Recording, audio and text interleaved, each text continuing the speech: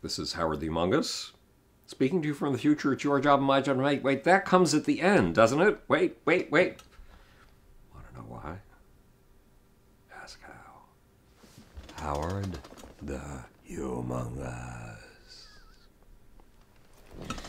Today I was doing Iranian television for half an hour on a subject that isn't normally my area of expertise, the minimum wage.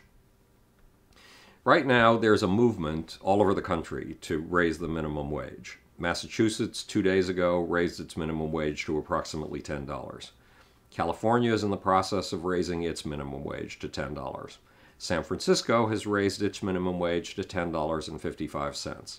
New York State has raised its minimum wage to approximately $9, and in New York City it looks like the minimum wage may well be raised to $10. And in Congress there is a bill in both the Senate and the Congress to raise the minimum wage in America to $10.10 per hour with cost of living increases. Most of these minimum wage adjustments include cost of living increases, which will be a radically new property of minimum wages. But I'm talking about this to an Iranian audience. It's a global audience. It's Press TV, which is their propaganda channel with which they try to influence your mind and mine. But it has a big audience in Iran, and I need to explain to the Iranians and to the people in the Middle East that they're trying to reach what it is about American culture that is of value, what I can glean from this that will get them to respect us. And I'm looking at a situation where Republicans are pitted against Democrats. The Democrats are going for these minimum wage increases. The Republicans are fighting against them for all they're worth. To me, remember, I'm biased. I'm a Democrat. In preparation for this, I did 34 pages of research. And among other things, I read the latest article in the New Republic about not the New Republic, sorry, the National Review, the right-wing journal, the one that was founded by William Buckley, about minimum wages. And to me, it sounded like a rabid dog foaming at the mouth. None of the arguments really sounded true at all. But I'm a Democrat, you know, and if the author of that article had been reading a Democratic article about the minimum wage, he would have felt exactly the same way. It was a pile of lies.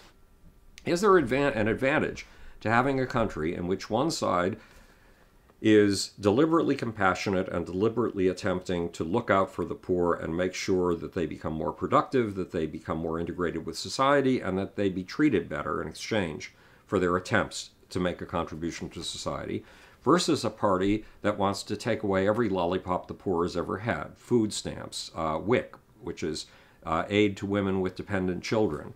It wants to take away Medicare for children. It wants to take away virtually everything the poor has and leave them to starve on the streets, at least in my biased opinion. Is there an advantage to having a balance between a party that is so focused on meanness and a party that is so focused on generosity? Let's put that differently. Is there an advantage to having a party that tries to uplift those on the bottom of society versus a party that pays attention to the contributions of those on the top of the society and takes seriously the contribution made by investment in new ways of doing things, in new equipment? These two are at each other's throat. They are practically destroying this country with their gridlock. So what's the advantage of the United States over a country like Iran?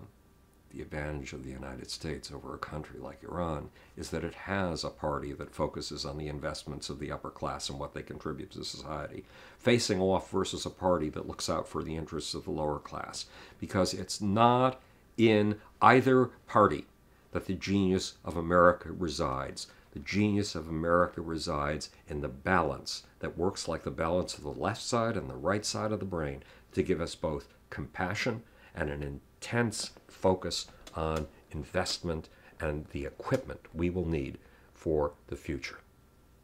That is America. This is Howard the Among Us, speaking to you from the future. It's your job and my job, even on Iranian TV, to make